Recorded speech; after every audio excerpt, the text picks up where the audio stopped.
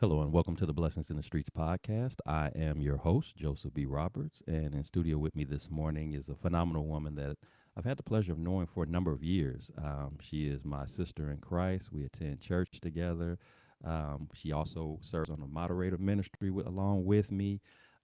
She is a mom, she is a wife, but her most important and significant title of all is that she's a woman of God, and she takes taking out time out of her very busy schedule to hang out with us this morning with the hopes of sharing a bit of her journey to inspire, to encourage, to uplift others, especially as it comes to dealing with the adversities and challenges of life.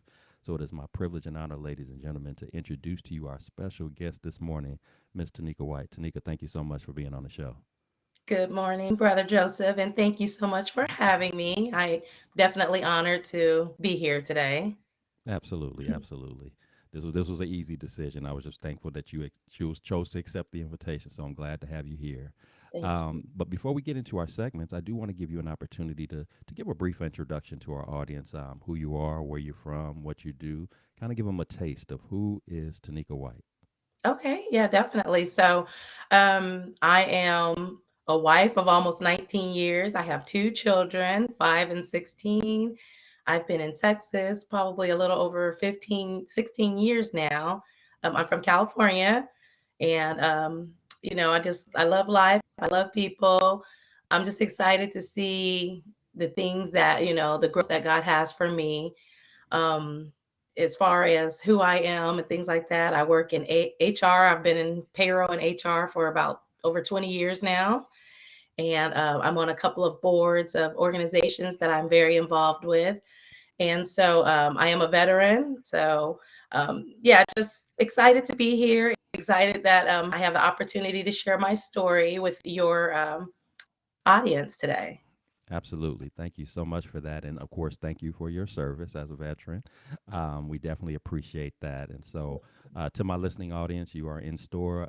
This is an awesome young lady that she's just a privilege to be around, just always full of energy, full of smiles, full of just a person that you just love to be around. That's the best way I can put it. And so Thank you won't be you. disappointed in hearing her story for today. And I know I'm excited to do so as well. So I'm not going to delay any longer. We're going to go ahead and jump right into it. So, as is the case with anybody that comes on the show, one of the things that I always like to do is take a few moments for us to reflect back on where our journey begins. And reason why that's so critical for me personally is that, I think a lot of things that, kind of makes sense as to where we are today in terms of walking in our purpose and why we're doing the things that we're doing.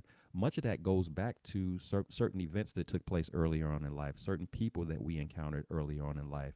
And so I really think it's a good opportunity. It's a great chance for us to connect those dots to make it all make sense.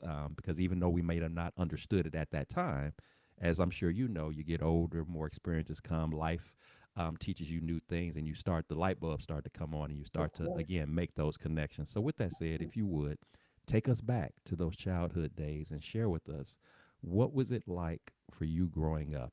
Find memories that you have about growing up, as well as if there's any particular challenges that come to mind. Please share those as well. Just kind of give us the foundational basis for where your story begins. Yeah, of course. So I was born, like I said, Southern California, California girl. Um, did kind of like everything. Like we went to the Boys and Girls Club. We kind of grew up there. So we did everything from every sport to modeling to, I mean, we all knew how to swim. They like to say a couple of rumors go around that we can't swim. I'm like, my whole family swims because we stayed there.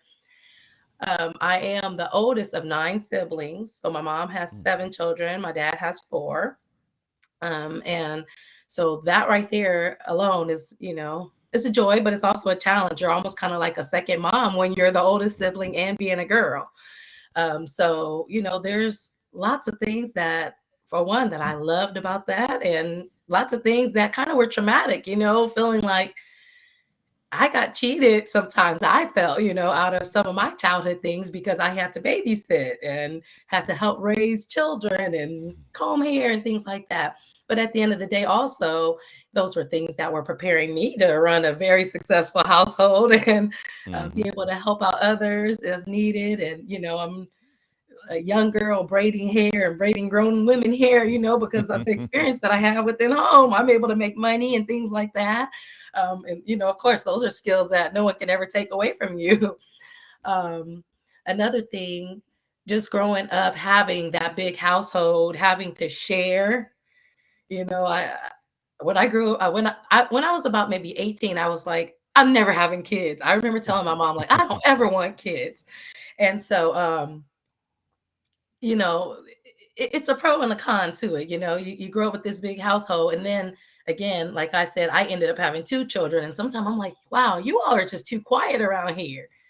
I'm just used to the commotion. I'm used to the sharing. I'm used to the getting in where you fit in, all of those type of situations. And again, some of those things you kind of learn to fend for yourself because, unfortunately, mom can't be there 24/7 for each of you. Um, like I said, I have three siblings on my dad's side, and one of them I've actually never even met before. And so I'm actually currently trying to look for him. So Tevin, if you happen to see this, I'm looking for you, and I have been. Um, but those are experiences that you just kind of wonder, like, wow, how can a piece of you be out there and you not know where they are? That's kind of crazy. So growing up like that and wondering and thinking things like that, you just kind of wonder, where is life? Where are things going? You're the big sister, you're running this household, you're growing up busy. We stayed in church all the time. I grew up Church of God in Christ. So, you hear a lot of the Kojic stories, but looking back, I don't ever want to talk about anything, but it is a part of my experience. And that is a part of certain things that made me really have to get into what does the word say, because sometimes certain people's outlook on their take of religion can kind of influence your life and your way of being. Like, hey, I never got to go to homecomings, I didn't get to go to school dances, things that I didn't feel was such a big deal. But looking back on, certain things, okay, I'm happy my mom didn't allow me to go to house parties. Hmm. But certain things like school events that I wasn't able to take part of, you do kind of look back and you're kind of saddened by those experiences. Like, wow, I was cheated strictly because of, a denominational way of thinking.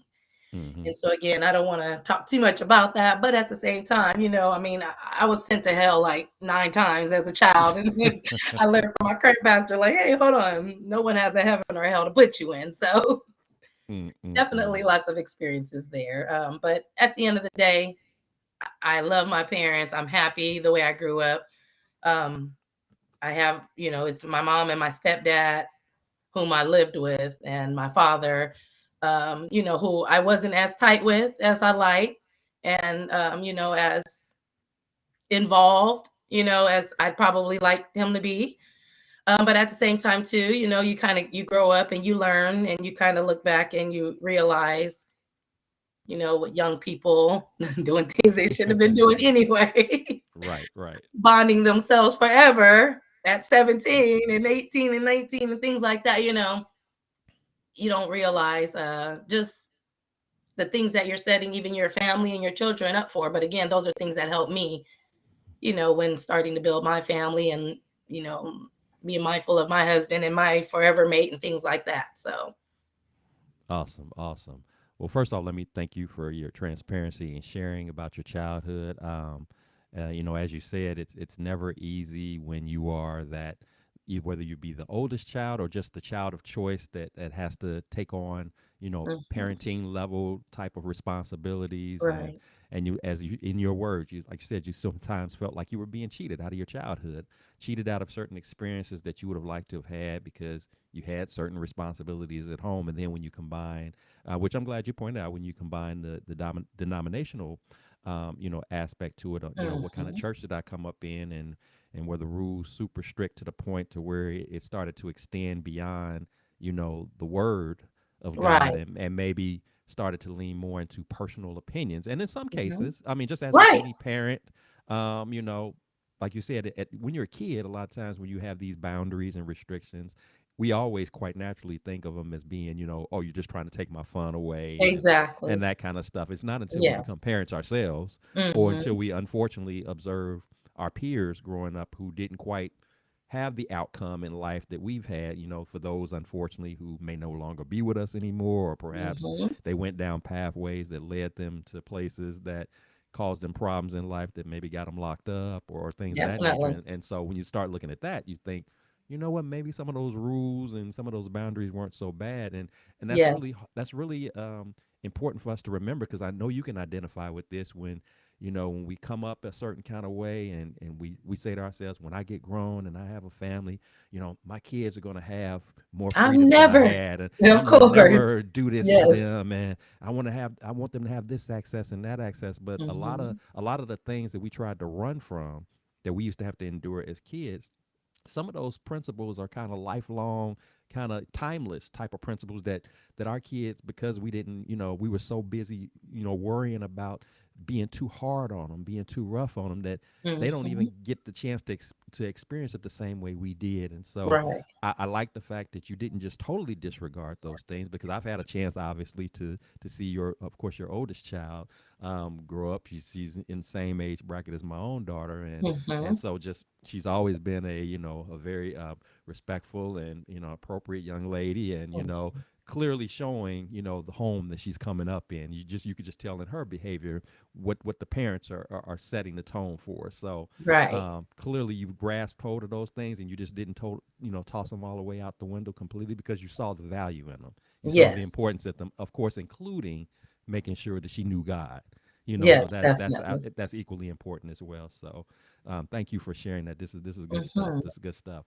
So Tanika, as I'm sure you're aware, you have your childhood, things happen. You had to, like I said, be that secondary parent, if you will. But now you get into adulthood, and you're trying to live your life, and of course, in that process, you're going to encounter more experiences, and along the way, some of those experiences are going to be some storms, Of some of course. which are going to hit you a little bit different than our day-to-day normal nuances, Oh, yes. to the degree that we might find ourselves facing certain situations where we question, how am I going to get through this?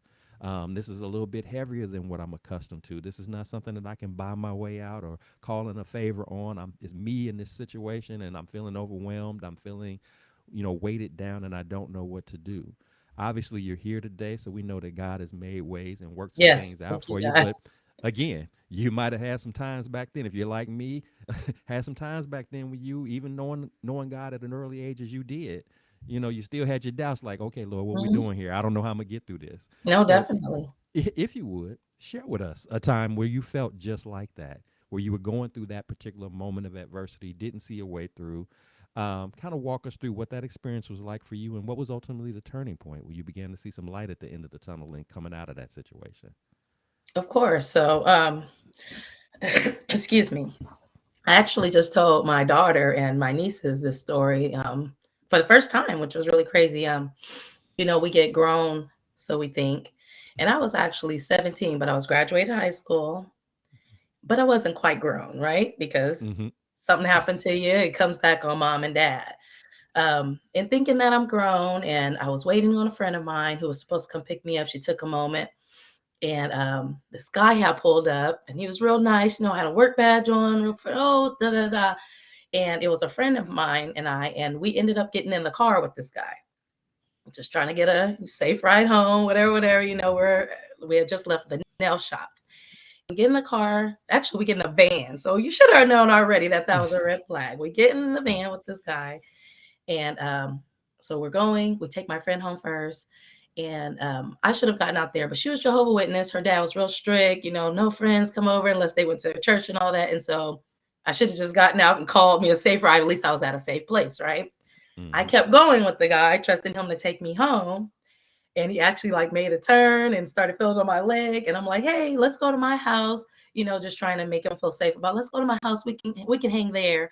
And he was like, no, you're lying. And he actually made a U-turn, like real quick. And we started coming up on a red light, and the light turned green. We're slowing down because the light was red. And as the light turned green, we're probably going about 7 miles an hour. And the light turns green. And I'm like, it's now or never. And I opened up that vehicle and I jumped out. Now, when I tell Mm-hmm. you, like, my face is gone, I still have a bump in my head right now to remind me that, God really would have me protected that day. But you realize that you're not as grown as you think. For one, you need to trust the good judgment that you've always been taught all your life. But that was traumatic for me because I saw that not even just men, but people weren't as nice as they portray. Mm-hmm. Okay. So that was like a first experience.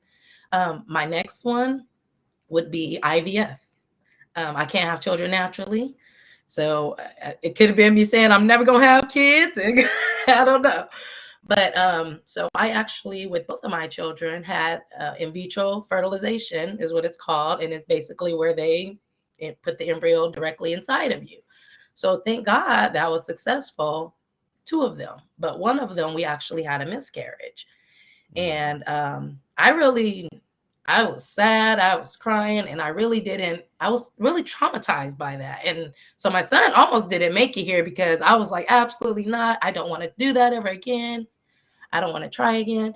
But, just through prayer and love and all that, I just happened to be coming home on a flight. And that was when they would still have the hard magazines inside the back of the airplane. And it said 25 best doctors. And when I looked inside, one was an IVF doctor, literally 10 minutes from our home, who was in the Mm-hmm. magazine. And I sent my husband a picture, like, okay, I guess we'll try again. And so it was really crazy too, because things worked out with like the billing, because we're talking, this is a $20,000 procedure. Mm-hmm. And, God just really made a way with the medication and with the procedure and with the cost. But more importantly, too, for the outcome to be as we wanted. And, for him to heal my broken heart of me being able to say yes again, because I didn't want to say yes again. So that definitely was something else that I went through. And then my last and third one would be losing two siblings. I actually lost Mm-hmm. my brother. It will be 5 years ago this year during COVID time. And he was only 19 years old. So to get that call, that it was really sad. I mean, I was just like, oh my gosh, I would have never thought me being the big sibling, the big sister, the AKA second mom. And then my sister, she had sickle cell. So she was kind of our sick baby all of our lives. And just a couple of days ago hit her 2-year anniversary. But again, those are very traumatic experiences for me and my siblings. And I think more, I felt so bad for my parents, because any parent that would have to bury their child like that, is just so sad. So we are definitely all still healing daily from that. It's still shocking, mostly because I live here in Texas, I think, and they lived in California. Not that I forget, but just sometimes it's just like, wow, you're really not here. So, yeah, those are things that, I'm still dealing with and I'm still praying about and I'm still healing. Wow, wow. Well, first off, of course, my condolences in regards to the loss of your siblings. And again, thank you for your transparency and vulnerability, because we all know how painful of a period COVID was for a lot of Yes. individuals, and it hit close to home for many. Hmm. As you just stated, and then speaking about a parent losing a child. No Yes. parent wants to ever be in a Right. position where they're bearing their children for any reason. Exactly. We always consider it to be the other way around. We Of never want to course. be Yes. present for Like something like that. out of So order. yes, yes. And then I can only imagine that it hits you a little bit different from in terms of your siblings, because again, what we talked about earlier, you were sort of that secondary parent. So you kind of like have Exactly. a you kind of have the parental slash Yes. sibling bond that just adds an extra, kick to it, so to speak. And Hmm. so, but I'm thankful for your faith, Yeah. and your leaning into God, because in moments like this, Hmm. that's the only source that we have that really helps us, as you said, with that healing process. Hmm. We can't heal ourselves. We can't fix it ourselves. And contrary to popular belief, for those out there who are thinking, that grieving is supposed to have a time clock on it, it doesn't. Right. It's one of those things that over time it gets better for you in terms of handling it, but Right. but it's never something that you forget. It Mm-mm. always is there. Definitely. um, but that's why having a relationship with God is so important, especially Yes. during those really rough, difficult times, Mm-hmm. because He can, again, as you know, He can provide that comfort and peace, that Of we can't course. get anywhere else. And so, Mm-hmm. to any of my listeners to this podcast, if you're dealing with such moments yourselves for whatever the reason is, again, I can't speak enough about if you don't have that relationship with Him. That's definitely something that you want to tap into, because Oh trying to yeah. fix it yourself, or even just trying to hold in how you feel Mm-hmm. about it, can be, to a certain degree, can be poisonous to you. That's me. You I'm know, a person that holds it in. So it's like when hmm it's time to let it out, it just gets crazy yeah, sometimes. So yeah. You I'm want to trying to let you get got to even let better that with out. that. Yes, sir. Yeah, it's key, because that's what ignites your healing process, is when you release that. Mm-hmm. To hold it in and trying to be, I'm going to be strong, I'm going to be tough. Right. Yes. Nobody told you had to carry that weight, and it's Right. not fair for you to have to carry that weight, because we're not God, we're not immortal. There's a human component to us that we Definitely. feel, and sometimes those feelings produce tears, sometimes those feelings produce anger, Mm-hmm. frustration, or whatever. It's okay to let that out. We just don't want to stay stuck in those Right. moments. that's Right. that's the key. But as far as the letting it out and the releasing, absolutely, you have the right to do that. And again, you have the right to do it on your terms, and not be held to a particular time frame. We get to talking to friends and family, and they think that they're being helpful and telling, oh, you're not over that yet, it's been this many years, it's Right. been that many. Well, Right. no, I'm not. I'm Right. still feeling Mm-hmm. what I'm feeling, and and that's okay. So, again, I thank you for sharing that, because this is such a touchy thing that people have to deal with. And then I love, again, earlier with your way you started off in the beginning story about just being mindful of your surroundings, and not just just fully trusting, every situation, everything, every person, even, because Yes. God does give us discernment, and we have to Yes. tap into that. He gives us that And that that story could have ended way differently. So yeah, that's why I yeah, make sure yeah. people understand, whether someone seems young and friendly or hmm older like a papa seeming nice and like a dad figure, like hmm sometimes people are and now even women too, people hmm are bringing people in for other people and all this hmm trafficking, all that craziness. So you just oh nowadays is yes. absolutely no.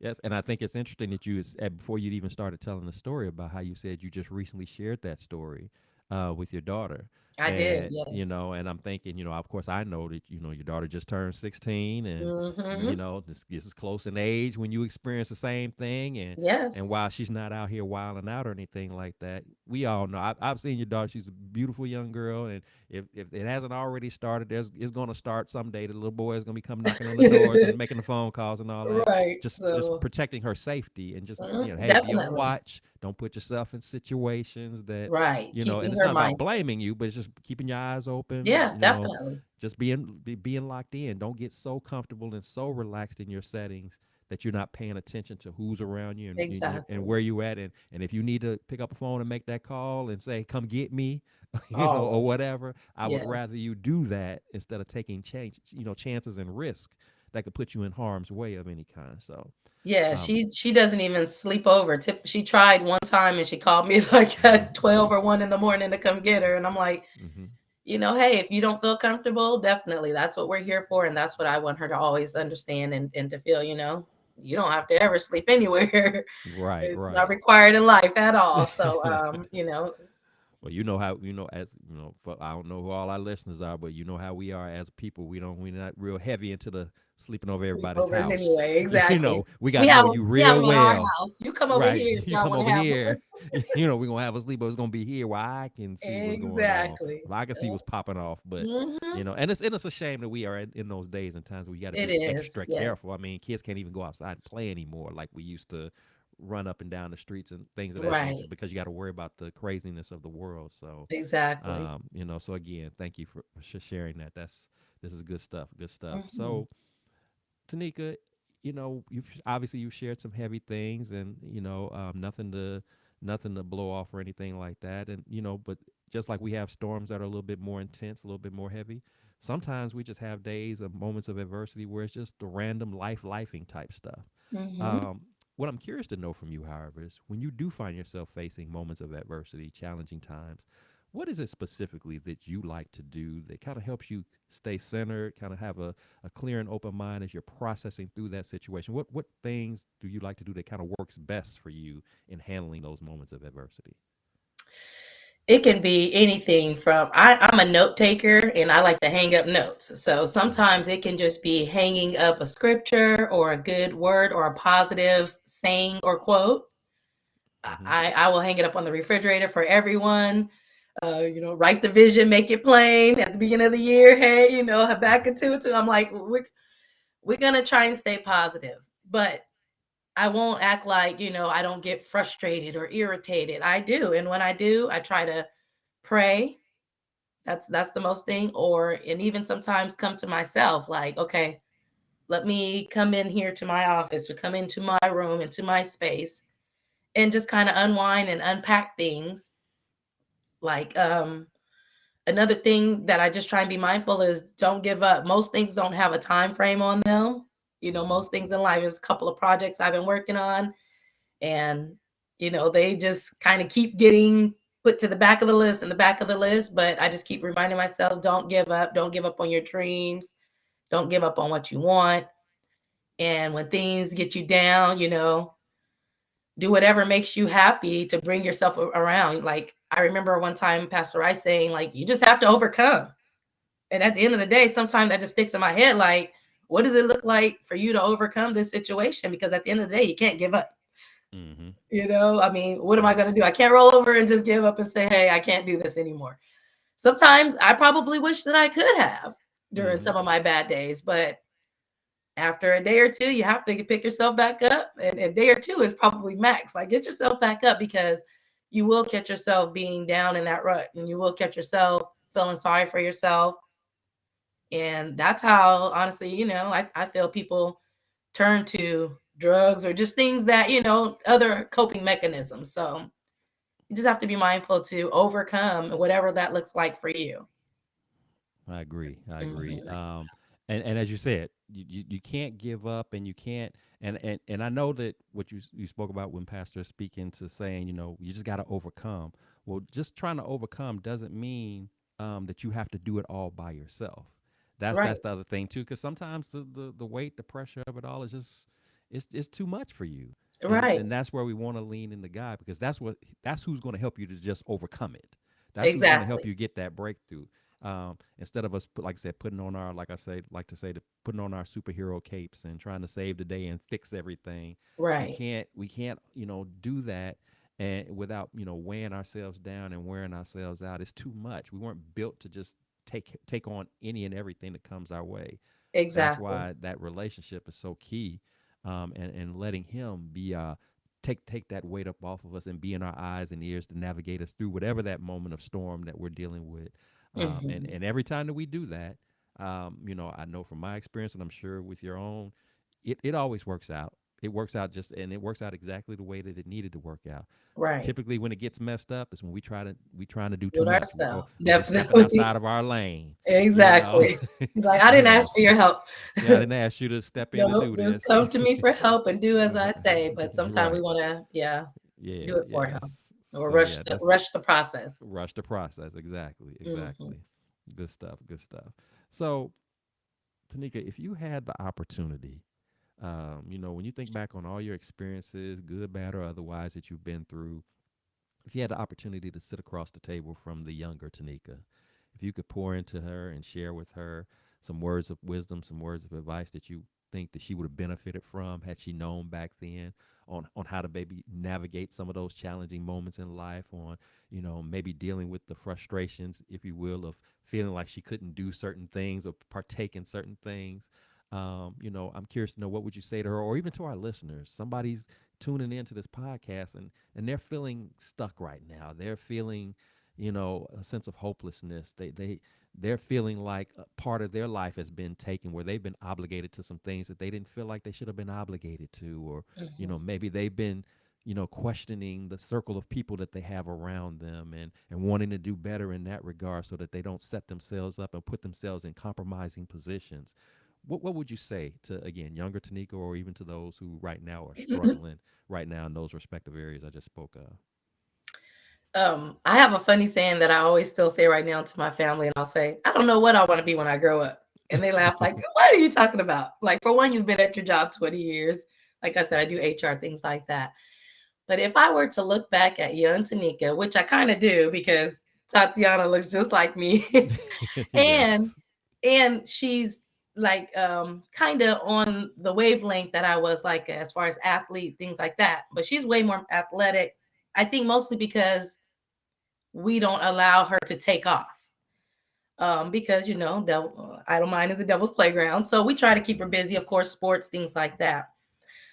But if I were to look back at young me, I would say go get it and go be the best at your craft.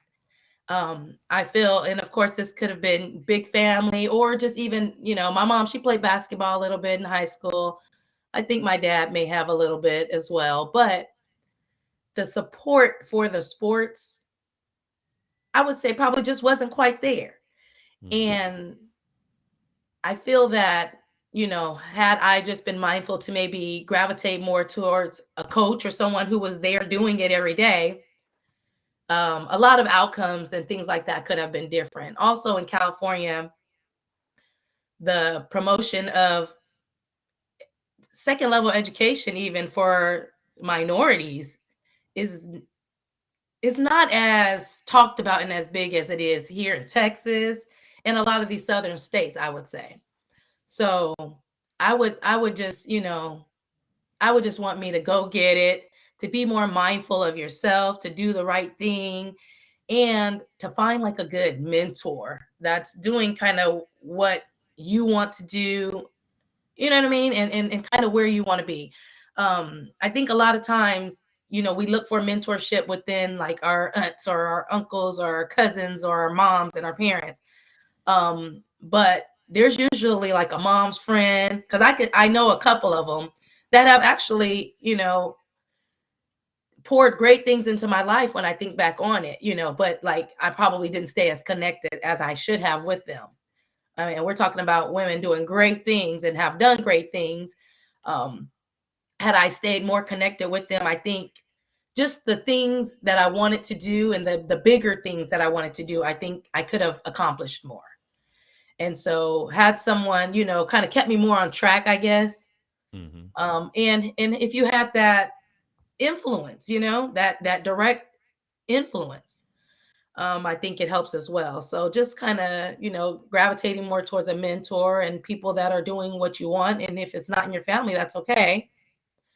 And just I don't know. It's a lot of things I would probably tell me too that I probably wouldn't even mention. He ain't cute, no. I see. But I mean, because things do deter the Mm-hmm. youth, and so I wish, like I tell my daughter all the time, I said, nobody is cuter than that girl that's winning those first place medals on the track field, and things like that. So I try and deter her. And sometimes my talk is a little different, definitely not as nice and sweet as my mom's was. And I feel like even sometimes a lot of things weren't even mentioned Mm-hmm. in the home.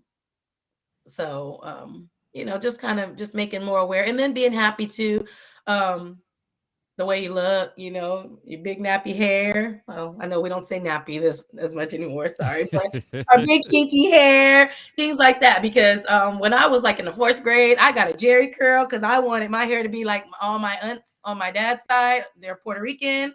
I wanted thin little curls, and I wanted, and so things like that. I think honestly, no one really was like, "You're beautiful the way you are." Like, what's wrong with you? And so, um, just things like that. And I try and remind my daughter, with her big hair and things like that too. Love who you are. You don't have to change a thing and things like that. So, Love that. Love that. Y'all, because everything that you're speaking here is about self confidence, self love.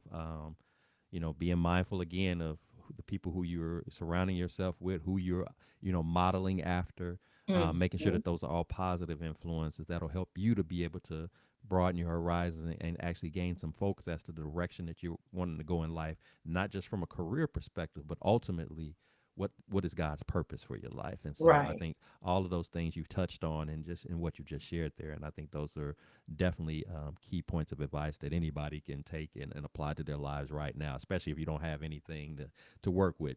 Tanika's giving you a starting point to guide those steps accordingly. So thank you for that. Hmm.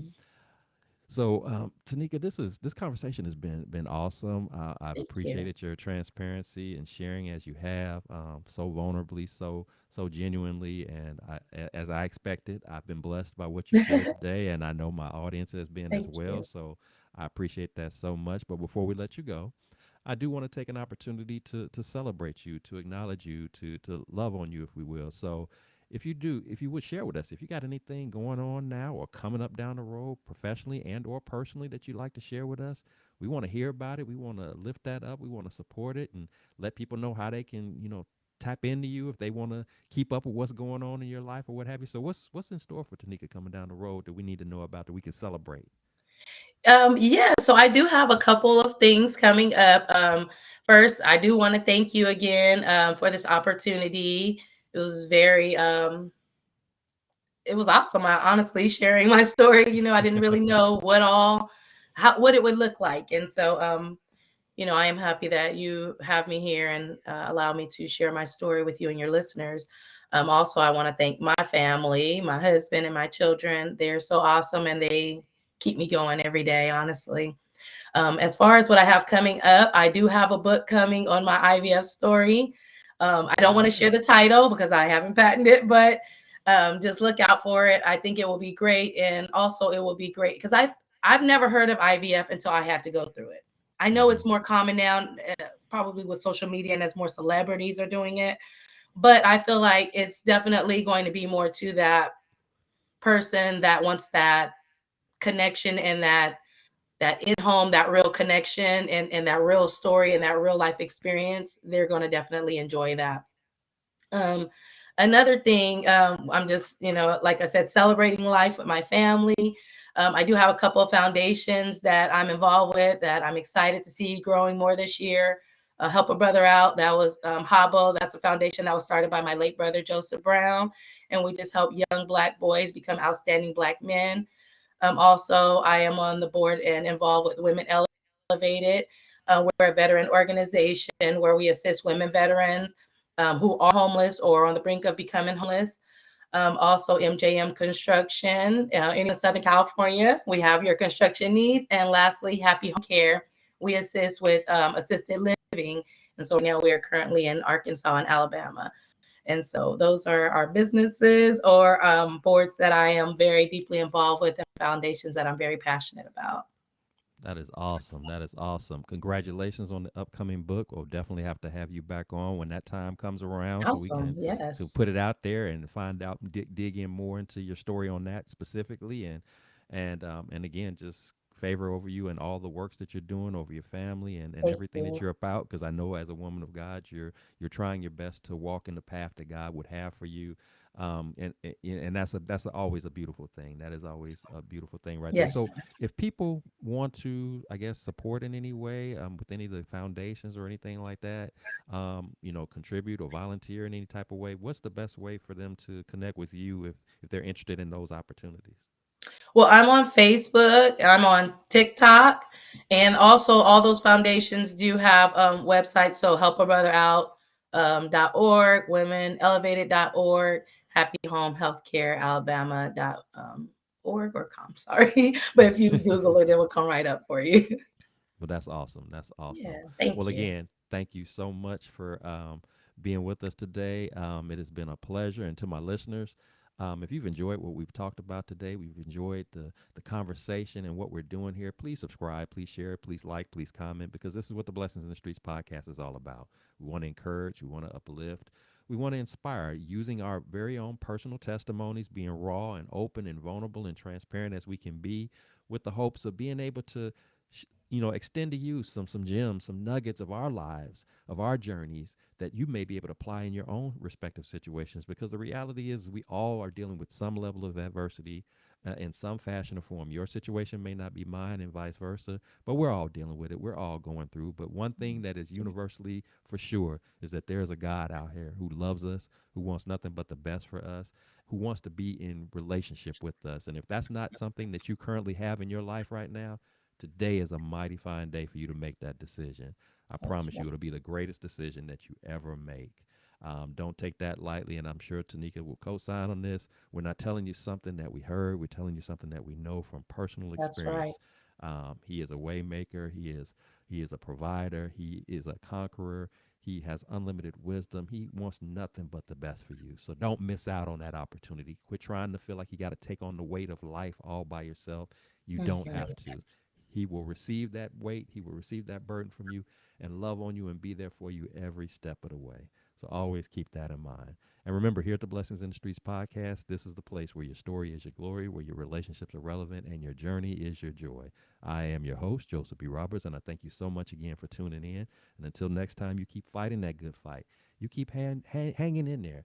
Be determined to overcome whatever that situation is. No, don't let it weigh you down and keep you stuck. It's okay for you to let out whatever feelings or emotions that you may have, but just don't get stuck in that moment and know that you have a God that you can lean on, that you can depend upon, and He will see you through. He is undefeated, and He will carry you through each and every time along every step of the way, guiding you on the purpose that your life was intended specifically for you, what He created you to be. So until next time, you take care of yourselves, and I look forward to seeing you again. Have a great rest of your day. Thank you.